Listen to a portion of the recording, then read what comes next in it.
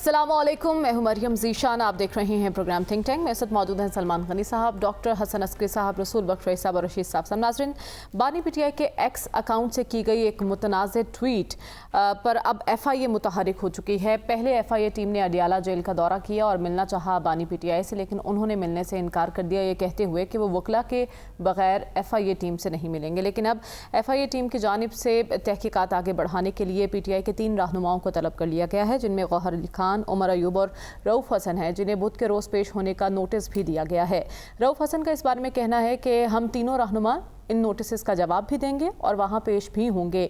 दर हकीकत हम उन्हें बताएंगे कि इस वीडियो में है क्या। अब सवाल ये पैदा होता है कि जब ये मुतनाज़ ट्वीट सामने आया तो पहले तो वजाहतों का सिलसिला शुरू हो गया था PTI के रहनुमाओं की जानिब से, और कई रहनुमा ये कह रहे थे कि खान साहब को तो इस ट्वीट का इल्म ही नहीं। लेकिन उसके बाद हमने देखा कि जेल से इस पर ना सिर्फ एप्रिसिएशन आई, बल्कि ये भी कहा गया कि जो जलसा होने वाला है उसमें इस वीडियो को बार बार चलाया जाए। अब गुज़िश्ता रोज़ हमने देखा कि आरिफ अलवी साहब जो ये कहते नज़र आए कि वो दरवाज़ा नॉक करते रहेंगे बार बार, कल वो भी जारहाना मूड में दिखाई दिए। अचानक उनके मिजाज क्यों बदल गए, इस पर भी हम बात करेंगे। लेकिन उससे पहले सलमान साहब, FIA ने जो PTI की क़यादत को तलब किया है, क्या लगता है आपको अब PTI की मुश्किलात मज़ीद बढ़ने वाली हैं? देखें, आप जिसे मुतनाज़ ट्वीट कह रही हैं उसको वो ऊन कर चुके हैं और पिन आपको कर याद होगा कि मैंने पहले रोज़ ही कहा था कि यहाँ बारहा आप कुछ चीज़ों के बारे में कहती हैं कि जी वो PTI का ये मौक़िफ़ है। आपको याद है जब अमेरिका में मुज़ाहरा हुआ था तो मैंने कहा था कि ये जिनके कहने पे हो रहा है उन्होंने ऊन किया था। तो बात ये कि ये FIA के पास से मामला जाएगा तो तनाव और टकराव और बढ़ेगा। आज के पाकिस्तान का इशू ये नहीं है। आज पाकिस्तान के अंदरूनी मामलात पर पहले ही एक तनाव और टकराव की कैफियत है और ये माजी तक अब ये मामला वसी तर हो रहा है। और ये जिस अबूदुर अबाल कमीशन रिपोर्ट की बात की जा रही है, ये हमारी ज़िल्लत की दास्तान है। इसमें कुछ ताले आज़माओं का किरदार है, तो इसमें कुछ सियासतदानों के हवस इक़्तिदार भी थी। और क्या ये गड़े मुर्दे उखाड़ने से पाकिस्तान की सियासत में ठहराव आएगा? ऐसी बात नहीं है। बात ये कि जो कुछ हो रहा है ये पाकिस्तान के हवाले से भी अच्छा नहीं है, पाकिस्तान की सियासत के हवाले से भी अच्छा नहीं है और पाकिस्तान के सियासी मुस्तकबिल के हवाले से भी अच्छा नहीं है। आरिफ अलवी साहब को क्या होगा? आरिफ अलवी साहब की जहाँ तक बात देखें, आरिफ अलवी साहब के बारे में मैं जब वो लाहौर के विज़िट पे आए थे तो मैंने एक बात कही थी कि उनको एक पार्टी के अंदर बड़ा रोल मिल रहा है और मिला है, और उनके पार्टी के लोग ज़िम्मेदारान से राब्ते हुए हैं। लाहौर के अंदर भी आके महमूद रशीद साहब से, डॉक्टर यास्मीन राशिद साहिबा से, फिर असद कैसर से, अब वो लाइन वही टो करते नज़र आ रहे हैं जो उनके बानी PTI की है। लेकिन वो अपनी पार्टी के अंदर अपना एक असर रसूख कायम करने के लिए वो ज़रूर करेंगे। लेकिन मैं आज भी समझता हूँ कि जिस डॉक्टर आरिफ अलवी को मैं जानता हूँ या मेरी मुलाकातें रही हैं, वो बतौर प्रेसिडेंट भी ये बात करते रहे और प्रेसिडेंटशिप से उतरने के बाद भी वो जो आपने कहा कि जी दरवाज़ा खटकाते रहेंगे, वो ये समझते हैं कि ये लड़ाई हमारे हक में नहीं है। और देखें, सियासी कुव्वतें जो हैं वो हुकूमत से लड़ सकती हैं। ये पाकिस्तान के अंदर नया मुझे रुझान नज़र आ रहा है कि पाकिस्तान की एक पोलिटिकल फोर्स हुकूमत से लड़ने की बजाय रियासत से लड़ना शुरू कर दी। ये अच्छी बात नहीं है। लेकिन माजी में भी तो हमने ऐसे देखा था ना, जब नवाज शरीफ साहब ने भी कहा था कि मुझे मुजीबुर रहमान बनने पर मजबूर ना किया जाए। देखें, ये सारे कहते हैं, ये एक ही बात नहीं है। पहले तो बात ये कि ये जो अबूदुर रहमान कमीशन रिपोर्ट ना, इसे ओपन कर देना चाहिए। ये वैसे तो लाहौर में एक किताब की सूरत में छप चुकी है। ये हमारी जिल्लत, जी बिल्कुल ठीक कहा आपने, मिलती है। तो ये हमारी जिल्लत की दास्तान है, किस किस को दिखाएंगे। और देखें इसका मकसद क्या है। उन्होंने कहा कि इसको हम आम कर देंगे। इसका मतलब आप किसी अदारे की साख पर असरअंदाज होना चाहते हैं। वो अदारा कौमी अदारा है और आप लड़ाई को अगर सियासी रखेंगे तो सियासी लड़ाई में रास्ता निकलता है। नवाज शरीफ की मिसाल है ना, नवाज शरीफ ने एक वक्त में टारगेट किया था, फिर रास्ता बनाया ना सियासी तौर पे। रास्ता सियासी अंदाज में बनेगा। अगर आप समझते हैं कि आप रियासत से बालातर है तो रियासत से बालातर पाकिस्तान में कोई नहीं है। ठीक है डॉक्टर साहब, आपको क्या लगता है PTI टकराव और तनाव की कैफियत में कोई रास्ता निकाल सकती है? पहले पीछे हट रहे थे इस ट्वीट से, अब उसको ना सिर्फ ऑन कर रहे हैं बल्कि उसको पिन कर दिया है। अभी 2 सोचें मौजूद हैं PTI में, एक कह रही है कि नहीं पीछे हटो, हमें इतना आगे नहीं बढ़ना चाहिए, दूसरी अभी भी वहीं पर मौजूद है कि हमें आगे बढ़ना चाहिए। चॉइस PTI की नहीं है, चॉइस उनकी है जिनके पास इस मुल्क में इख्तियारात और इक़्तिदार है। उनको फैसला करना है कि پی ٹی آئی کے ساتھ کیا سلوک کرنا ہے اور کس طرح سلوک کرنا ہے. میں جو سمجھنے جو ایف آئی اے کی آپ نے بات کی تھی نا, ایف آئی اے انویسٹیگیٹ کرے گا, اس سے حالات خراب ہوں گے. دیکھیں نا, آپ کو ملک میں سیاست کو بچانا ہے, اور سیاست کو بچانے کا مطلب یہ ہے کہ ٹینشن کو کم کرنا ہے. ایف آئی اے آپ استعمال کر لیں, ٹھیک ہے, کچھ لوگوں کے سیاسی مخالفین کو رگڑا پڑ جائے گا, کچھ اور لوگوں کی خواہش ہے, لیکن پاکستان کی سیاست کا مستقبل تاریک ہوگا. اور دوسرا یہ کہ میں اس سمجھنے سے قاصر ہوں کہ 71 پہ یہ کیا بے معنی بحث اس میں شروع ہو گئی. ٹوٹلی irrelevant بحث ہے اس وقت. تو اس کو اس لیے سنیے نا, بات سنیے میری. آپ کو 1971 آج کیا 224 ہے نا, کتنا عرصہ ہو گیا ہے. آپ کو پاکستان کے اندر, پاکستان کے باہر, بنگلہ دیش کے اندر رائٹنگز ملتی ہیں, کتابیں ملتے ہیں, آرٹیکل ملتے ہیں. کچھ فوکس کرتے ہیں کہ یحییٰ خان ذمہ دار تھا, جو فوج کو ایکیوز کرتے ہیں. کچھ رائٹنگز ہیں جو مجیب الرحمان کو ذمہ دار ٹھہراتی ہیں. تیسری وہ ہیں جو اس کو جو ہے بھٹو کو, ذوالفقار علی بھٹو کو, کہ اس نے کمپرومائز نہیں کیا, اس نے ضد کی, اس سے یہ جھگڑا پڑا. چوتھا اس کا اسپیکٹ ہے انڈین رول کا, کہ انڈیا نے بھی ایک مخصوص رول پلے کر کے پاکستان کی کمزوری کو ایکسپلائٹ کیا ہے. لہٰذا اس سٹیج پہ اتنا کچھ موجود ہے آپ کے پاس مطالعے کے لیے. کس چیز پہ آپ مجھ سے پوچھیں, آپ کو جس موضوع, اگر آپ کو یحییٰ خان کے خلاف چاہیے تو میں آپ کو بتا دوں گا, یہ چیزیں آپ پڑھ لیں, اور اس کے حق میں چاہیے وہ بھی مل جاتا ہے. تو ڈاکٹر پوائنٹ یہ نہیں, اس وقت ایشو کون بنا رہا ہے اس چیز کو؟ دیکھیے, ایشو یہ بنا رہے ہیں کہ ہمارے پاس کوئی مقصدیت تو ہے نہیں, کوئی اصول تو ہے نہیں. آپ بات یہ ہے کہ جب پالیٹکس میں ساری چیزیں ایک پارٹی کے خلاف ٹارگٹ ہوں گی تو الٹیمیٹلی وہ پارٹی جو ہے نا وہ اندرونی طور پہ انتشار کا شکار بھی ہوتی ہے. یہ ماضی میں ہم نے اور پارٹیوں کے ساتھ بھی دیکھا ہے, اب پی ٹی آئی کے ساتھ دیکھ رہے ہیں. اور پھر پارٹی ریٹیلیٹ کرتی ہے. ریٹیلیٹ کیا ہے پچھلی پارٹیوں نے بھی, جو آپ نے ابھی مثال دی نا, وہ وقتی ریٹیلیشن تھی.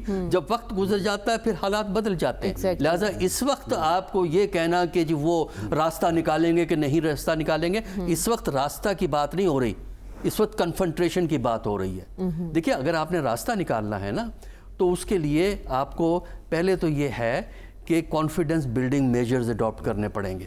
آپ ڈائیلاگ چاہتے ہیں نا, ڈائیلاگ اس طرح نہیں ہوا کرتا. اس کے لیے پہلے آپ کو فضا قائم کرنی ہوتی ہے. کانفیڈنس بلڈنگ میجرز جو ہے وہ آپ کو کچھ کرنے پڑتے ہیں کہ اعتماد جو ہے وہ بحال ہو. دوسرا جو ہے, آپ کو گفتگو کا جو ٹون ہے, گفتگو کا جو انداز ہے, وہ آپ کو نیچے لانا پڑتا ہے. ٹھیک ہے, اس کے بعد ہوگا یہ. اور پھر ایک مشترکہ ایجنڈا چاہیے. اب ہو کیا رہا ہے, ایک طرف آپ کہہ رہے ہیں 9/11 کے ساتھ سزائیں ملے, 9/11 کے ساتھ یہ ہو, پھر آپ کہتے ہیں ہمارے ساتھ گفتگو کر لو. جو 9 مئی کو 9/11 کہہ رہا ہوں, 9 مئی جو ہے وہ جو آپ 9 مئی پہ جن کو سزائیں دینا چاہتے ہیں وہ آپ سے گفتگو کیوں کریں گے؟ ٹھیک ہے, لیکن وہ تو پھر بھی کہہ رہے ہیں کہ ہم نے بات کرنی ہے تو وہیں کرنی ہے. رسول بخش صاحب, پی ٹی آئی کی حکمت عملی آپ کو کیا نظر آ رہی ہے؟ پہلے پیچھے ہٹتے رہے, اب اس کو آن کر رہے ہیں. یہ بھی خبریں ہیں کہ پارٹی میں اختلاف پایا جاتا ہے اس ٹویٹ کو لے کر. خود کنفیوز ہے یا پھر کنفیوژن پھیلانے کی کوشش کی جا رہی ہے؟ میرا خیال ہے یہ جو ٹویٹ کی گئی ہے اس سے حالات خراب ہوئے ہیں, اور میرا خیال ہے کہ اسٹیبلشمنٹ کو برہم کرنے اور غصہ دلانے اور طنز کرنے کے لیے کیا گیا ہے. اور اس کا نتیجہ تو ظاہر ہے کہ ایک کنفرنٹیشن ہی ہوگا جو ہم دیکھ رہے ہیں. کہ دیکھیں, جب آپ حمود الرحمان کمیشن رپورٹ کی بات کرتے ہیں, ہم کہتے ہیں کہ ٹھیک ہے جی آپ اس کو پڑھ لیں, تو اس کا سیاسی مقصد کیا ہے؟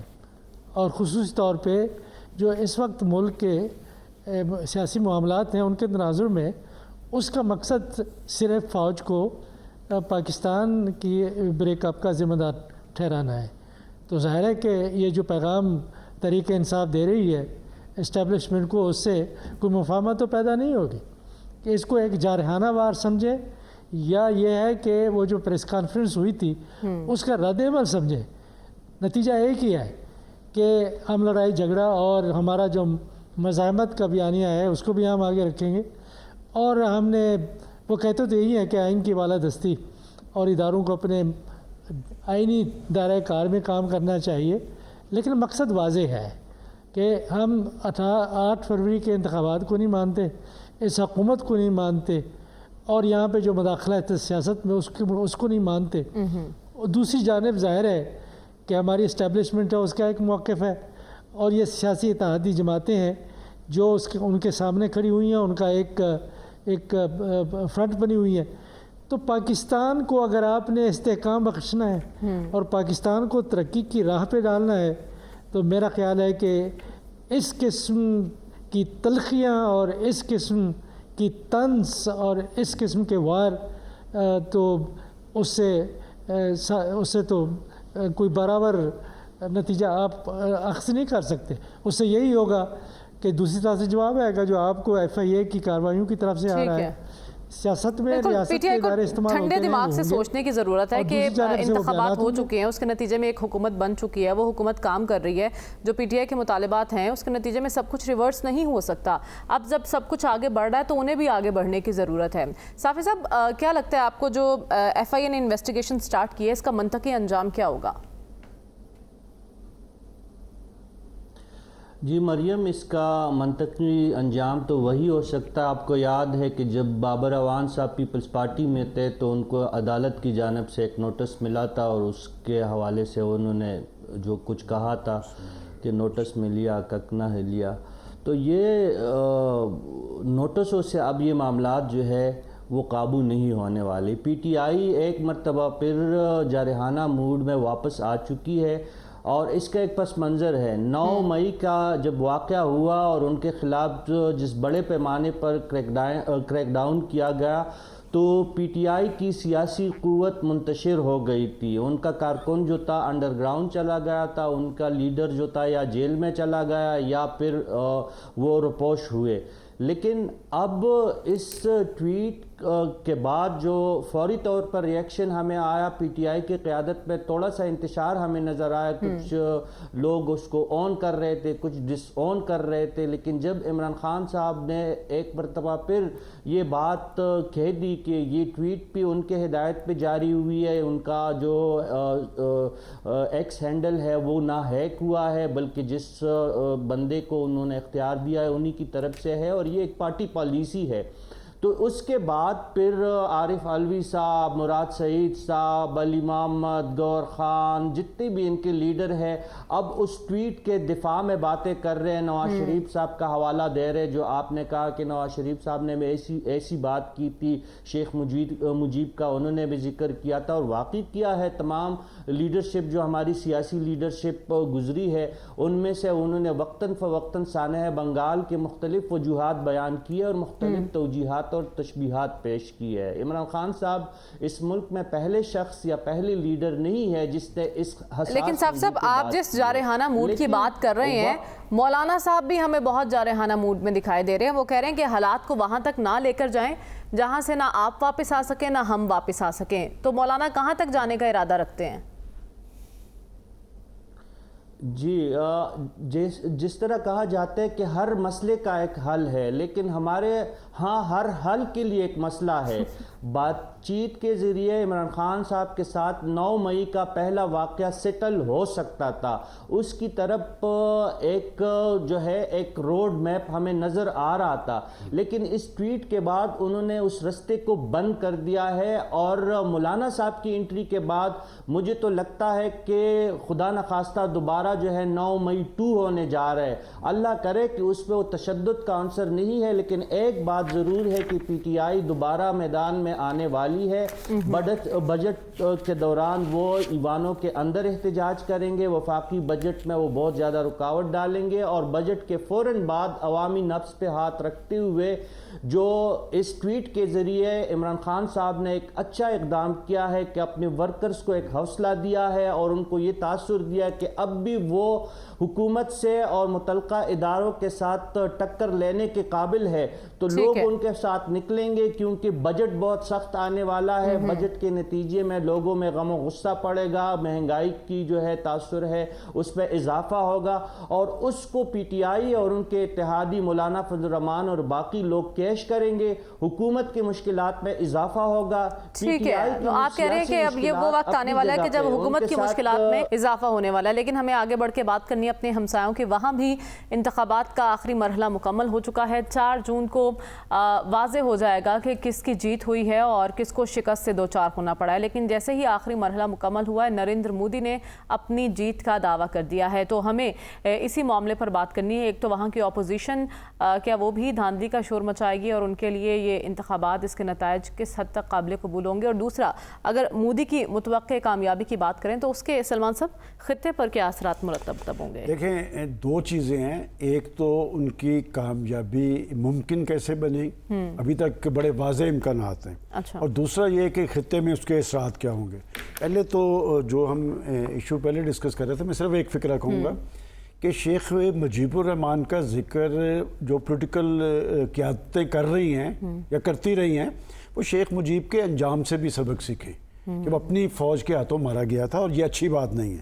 اب آ جائیں یہ نریندر مودی صاحب کی جیت کی 3 وجوہات ہیں. ایک تو یہ کہ وہ ایک زمانے میں اس انڈیا کا پوسچر جو تھا ایک لبرل کا، ڈیموکریٹ کا تھا، لیکن مودی صاحب کے آنے کے بعد وہ ہندوتوا پہ قائم ہے. اپنے ایک انتہا پسندانہ، شدت پسندانہ طرز عمل کی وجہ سے وہ ہندوؤں کے ایک پاپولر لیڈر ہیں، وہ یہ ایجنڈا لے کے آگے بڑھ رہے ہیں. دوسری بات ہے کہ یہ ہمیں تسلیم کر لینا چاہیے کہ ہندوستان نے معاشی حوالے سے آگے بڑھا ہے ان کے دور میں. اور تیسری بات یہ ہے کہ اپوزیشن جو ہے ان کی نااہلی، نالائکی اور نااتفاقی یہ مودی صاحب کی فتح کا باعث بنی ہے. اب آ جائیں کہ اس کے خطے پہ کیا اثرات ہوں گے.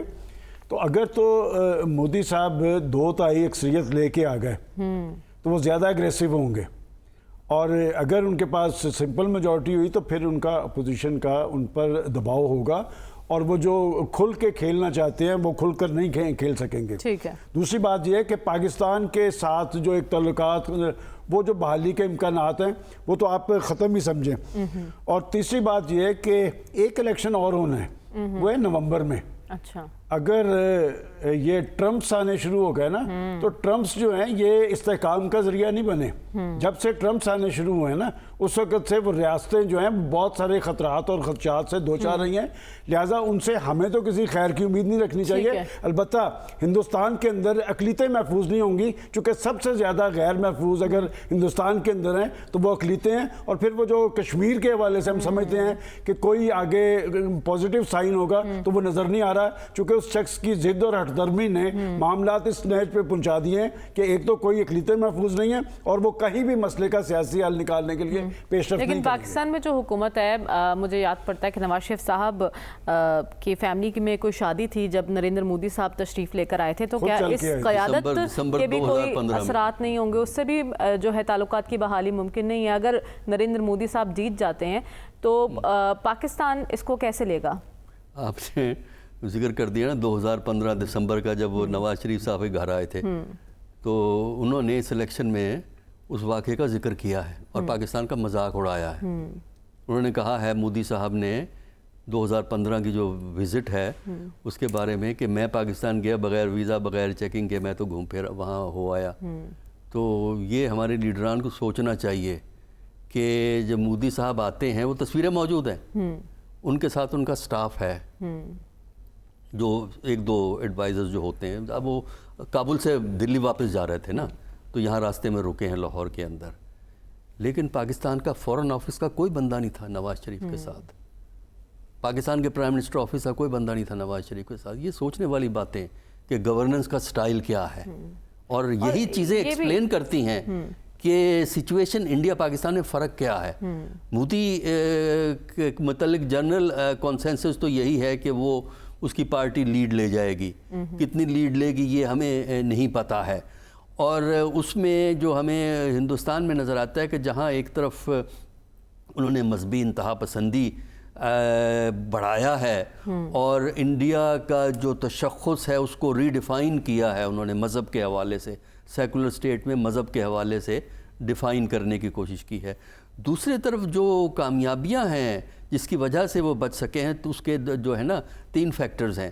پہلا فیکٹر تو یہ ہے کہ ڈومیسٹک اکانومی، ٹھیک ہے، اکانومی کی ہے کسی کی کامیابی اور ناکامی کی، ایک فیکٹر ان کا یہ ہے۔ دوسرا یہ ہے کہ جو اپوزیشن پارٹی میں سب سے بڑی پارٹی کانگریس پارٹی تھی جو ٹوٹل ڈس ارے کے اندر ہے، لیڈرشپ کا فقدان ہے وہاں، اور اب تو لیڈرشپ نہرو فیملی سے باہر چلی گئی ہے۔ ٹھیک ہے، اور آپ کہہ رہے ہیں انہی چیزوں کا فائدہ اٹھاتے ہوئے نریندر مودی صاحب کی جیت جو ہے وہ اس کے امکانات روشن دکھائی دے رہے ہیں۔ لیکن رسول بخش صاحب ایک چیز ہم نے دیکھی ہے، جب بھی بھارت میں انتخاب ہوتا ہے تو جو بھارتیہ جنتا پارٹی ہے وہ جو الیکشن کیمپین ہے اس میں اینٹی پاکستان الیکشن کیمپین ضرور کرتی ہے۔ اس کو کس تناظر میں دیکھا جائے؟ اگر نریندر مودی جیت جاتے ہیں تو خطے پر اس کے اثرات اور پاکستان کے ساتھ تعلقات پر اس کے اثرات کیا مرتب ہو سکتے ہیں؟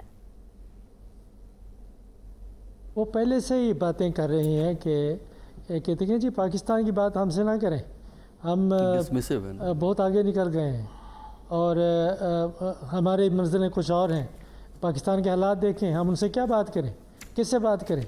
وہ تو پہلے سے ہی بہت رعونت کا شکار ہیں اور بہت ہی زیادہ ان کی گردنیں اکڑی ہوئی ہیں پاکستان کے حوالے سے، اور جس طریقے سے کشمیر کے معاملات میں انہوں نے بالکل ریاست کی حیثیت ختم کر کے اس کے حصے بکھرے کر دیے، اور نہ بین الاقوامی اداروں کی ریزولوشنز، نہ پاکستان کے ساتھ بات چیت اور معاہدے، نہ کشمیریوں کے ساتھ جو آرٹیکل 51 تھا اس کے حوالے سے، تو یہ ساری چیزیں انہوں نے بالکل بالائے طاق رکھ کے وہ اپنی منمانی کی ہے۔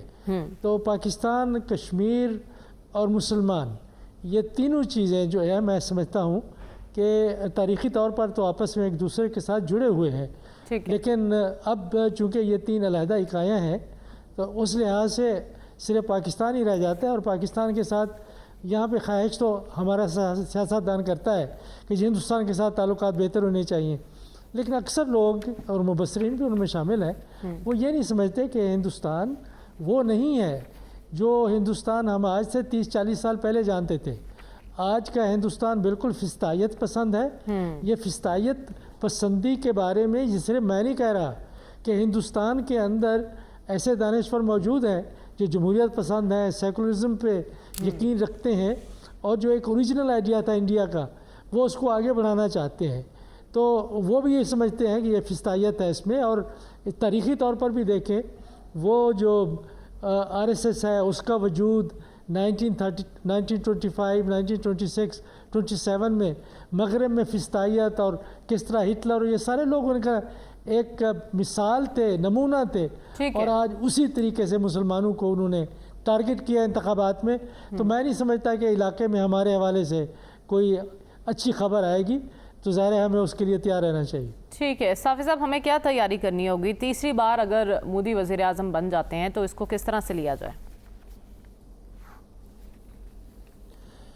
دیکھیں، تیاری تو وہی ہے کہ آپ نے جو آپ کا معاشی صورتحال ہے، سیاسی صورتحال ہے، اس میں اپنے بہتری لانی ہے، اپنی عسکری قوت کو سرحدات پہ منتقل کرنا ہے، آپ نے جو ہے اس پڑوسی کے حوالے سے اپنی پالیسی کو واضح کرنا ہے، اور ظاہر ہے جو مودی کی جو دوبارہ ایگزٹ پول میں ہمیں نظر آ رہا ہے کہ وہ واضح اکثریت سے جیت رہے ہیں، تو 3-4 بڑے جو اس کے فیکٹر ہے وہ سامنے ہمارے آئے ہیں۔ ایک تو یہ ہے کہ بی جے پی کی جو ہندوتوا پالیسی ہے اس کی جیت ہوئی ہے، اور ان کی جو سیاسی اجارہ ہے اس کو مزید تقویت ملی ہے۔ ان کا جو بی جے پی کے اتحادیوں نے آلموسٹ 2/3 میجارٹی حاصل کر لی ہے۔ دوسری جو ہے وہاں پہ اقلیت اور خصوصاً مسلمانوں کے لیے بہت زیادہ صورتحال مزید گمبھیر ہو جائیں گی۔ تیسرا جو ہے اس کا اثر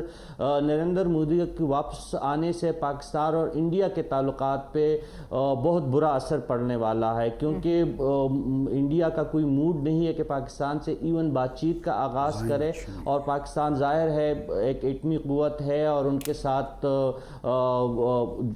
ایک جو ہمارے انڈیا کے ساتھ جو ہے کمپلیکیٹڈ تعلق ہے، تو اس کے نتائج خدا نخواستہ کچھ بھی نکل سکتے ہیں اگر مودی کی یہی جو رویہ رہا ہے، جو الیکشن کمپین میں ان کا ہم نے حد تک امیز رویہ دیکھا، تو اس کا نتائج کچھ اور۔ اکنامکس پالیٹکس جو ہے اس پہ تبدیلی آئے گی، ٹھیک ہے، لیکن جس طرح سے مودی صاحب تصدیق کیے، ایک بار اپنے گریبان میں جھانک لیتے ہیں۔ ان کا پائلٹ ہمارے پاس آیا تھا، ہم نے اگلے دن واپس کیا، اور جو ان کا ایجنٹ ہے کلبھوشن وہ اب بھی ہمارے پاس ہے، تو مودی صاحب کو یہ سب باتیں مد نظر رکھنی چاہیے۔ بریک پر جانے، اس کے بعد واپس آئیں گے، اسٹے ود اس۔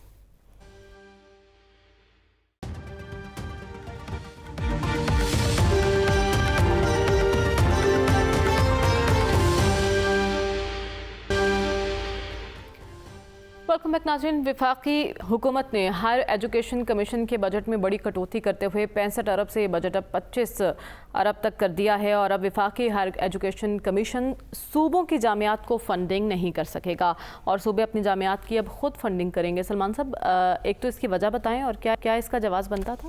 دیکھیں، دنیا کی ترقی یافتہ اقوام اور ملک ان کی تاریخ اٹھا کے دیکھ لیں کہ سب سے زیادہ فنڈز وہ ایجوکیشن میں کرتے ہیں، اور آج جب ہمارے موجودہ پرائم منسٹر پاکستان کے اندر تعلیمی ایمرجنسی کی بات کر رہے ہیں، اس وقت آپ کی جو اعلیٰ تعلیم کے حامل یونیورسٹیز ہیں ان کا بجٹ کم کیا گیا ہے، اور یہ بجٹ آپ دیکھیں، یہ 160 یونیورسٹیوں کے لیے 126 ارب تجویز کیا تھا ہائر ایجوکیشن کمیشن نے، اور یہ 65 سے آ گیا 25 پہ۔ اب وہ 25 جو ہے وہ صرف وفاقی حکومت کے تحت چلنے والی، اب یہ صوبوں کے اندر جو 125 سے زائد یونیورسٹیز ہیں، یہ تو حالات کے رب و کرم پہ ہے۔ اور بات یہ کہ دنیا آپ دیکھ رہے ہیں کہ 18ویں ترمیم کے بعد صوبے خود مختار ہیں، اور یہ معاملات آئی ایم ایف کے کہنے پہ ہوئے ہیں۔ آئی ایم ایف کہہ رہی ہے، دیکھیں آئی ایم ایف کے کہنے پہ آپ اپنی ایجوکیشن پر زد لگا رہے ہیں۔ پاکستان تعلیمی میدان میں اپنی پہچان کھو رہا ہے، دنیا تعلیم کے حوالے سے عروج پر ہے۔ بات یہ کہ آئی ایم ایف کے کہنے پہ آپ کر رہے ہیں، آپ اسے لائیں سی سی آئی کے اندر، اور آج رضا ربانی صاحب کا اس حوالے سے سٹیٹمنٹ ہے، یہ معاملہ بڑھے گا۔ لیکن میں سمجھتا ہوں کہ وفاقی حکومت کو خاص طور پہ پرائم منسٹر صاحب کو اس حوالے سے ہمدردانہ رویہ اختیار کرنا چاہیے، اور ایجوکیشن سے سنجیدگی ظاہر کرنی چاہیے۔ تعلیمی ایمرجنسی کے ساتھ جب تک اعلیٰ تعلیم کے لیے یونیورسٹیز کو وسائل نہیں ملیں گے، معاملات نہیں آگے جائیں گے۔ لیکن یہ ہے نا، آپ صوبوں کے سپورٹ یہ معاملہ بھی کر رہے ہیں ڈاکٹر صاحب، صوبے تو پہلے ہی کچھ ایسے ہیں جو رو رہے ہیں کہ این ایف سی کے تحت بجٹ بن چکا ہے صوبوں کا، تو پھر آپ کس طرح سے دیکھ رہے ہیں اس معاملے کو؟ دیکھیے، پاکستان کی جو روایت ہے، ہمارا ایجوکیشن کا جو جی ڈی پی کا ریشو ہے وہ 47 سے اگر آج تک آئیں وہ 2.5% کے قریب بنتا ہے۔ اس میں کرپشن نکال دیں تو وہ 2% سے بھی نیچے گر جائے، 2.5% سے 2.5-3%۔ اچھا، اور پھر اس میں ڈائیورشن ہوتی ہے، کٹ لگتے ہیں۔ اچھا، اب یہ ہے کہ یہ جو کہنا ہے کہ جی وہ 8ویں 10 کیا ترمیم ہو گئی تھی، 18ویں ترمیم ہو گئی تھی، 18ویں ترمیم تو 2010 میں ہوئی تھی، ان کو اب ہوش آیا ہے، اب 2024 میں ہوش آیا ہے، اب آئی ایم ایف کہہ رہا ہے، اور کیونکہ خود تو عقل ہے نہیں نا، انہی کی باتوں پہ چلنا ہے۔ کرگستان بھیج دیں سارے، یہاں پاکستان کی یونیورسٹیاں بند کر کے سب کو کہیں کرگستان جا کے پڑھا کریں۔ دیکھیں نا، کسی ملک کی نیشن بلڈنگ کے لیے، کسی ملک کی شناخت کو چلانے کے لیے تعلیم سب سے بڑا ذریعہ ہوتا ہے۔ ایگزیکٹلی، اور جو ملک قومیں وہ ترقی کرتی ہیں جو نالج کو پروموٹ کرتی ہیں، اور یونیورسٹیز کا بنیادی رول نالج کی پروموشن ہوتا ہے، بلڈنگ آف نیو نالج ہوتا ہے، نیا علم جو کریٹ کرنا وہ یونیورسٹیوں کا کام ہوتا ہے۔ اور ان سیاسی جماعتوں کو منشور اٹھا کے دیکھ لینا، ہر ایک کے منشور تعلیم کو فروغ دینے کی بات کی جاتی ہے، لیکن جب آپ آ جاتے ہیں پھر تعلیم کے بجٹ پہ کٹ لگا دیتے ہیں۔ اسی معاملے پر ہمیں مزید بات بھی کرنی ہے اس بریک کے بعد، اسٹے ود اس۔